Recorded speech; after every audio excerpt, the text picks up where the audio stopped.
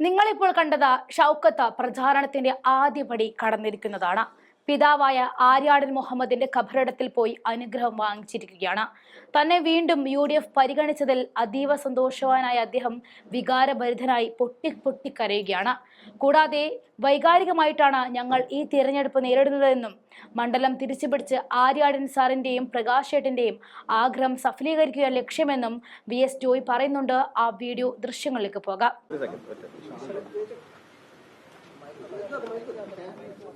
സ്ഥാനാർത്ഥി വന്നതോടുകൂടി എല്ലാ വിവാദങ്ങളും അവസാനിച്ചിരിക്കുകയാണ്. എല്ലാ വിവാദങ്ങളും അടഞ്ഞ അധ്യായമാണ്. ഞങ്ങൾ എല്ലാവരും ഒറ്റക്കെട്ടായി ഒരു മനസ്സോടുകൂടി സ്ഥാനാർത്ഥിയെ വിജയിപ്പിക്കുന്നതിന് വേണ്ടിയുള്ള പ്രവർത്തനങ്ങളുമായി മുന്നോട്ട് പോയാണ്.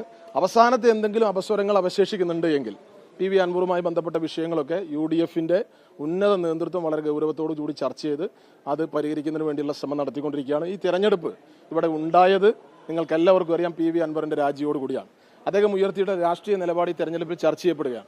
ഇത് പിണറായി സത്തിനെതിരെയുള്ള പോരാട്ടമാണ്. PV അൻവറിന്റെ പിന്തുണ ഈ തെരഞ്ഞെടുപ്പിൽ ഞങ്ങൾക്കുണ്ടാവും എന്ന് തന്നെയാണ് ഞങ്ങൾ പ്രതീക്ഷിക്കുന്നത്. അദ്ദേഹവുമായി ബന്ധപ്പെട്ട് UDFന്റെ നേതാക്കന്മാർ ചർച്ച നടത്തി ആ വിഷയങ്ങളെല്ലാം പരിഹരിച്ച് എല്ലാവരും ഒറ്റക്കെട്ടായി ഒരു മനസ്സോടുകൂടി 3,56,00,000 വരുന്ന കേരളത്തിലെ മുഴുവൻ ജനങ്ങളുടെയും മനസാക്ഷിയുടെ പ്രാർത്ഥന ഈ തെരഞ്ഞെടുപ്പിൽ ഞങ്ങൾക്കൊപ്പമുണ്ട്.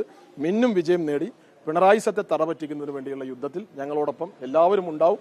ഐക്യ ജനാധിപത്യ മുന്നണിയെ സ്നേഹിക്കുന്ന എല്ലാവരും എല്ലാ അഭിപ്രായ വ്യത്യാസങ്ങൾക്കും അവധി കൊടുത്ത് ഈ പോരാട്ടത്തിൽ ഞങ്ങൾക്കൊപ്പം അണിചേരുമെന്ന് തന്നെയാണ് പ്രതീക്ഷ.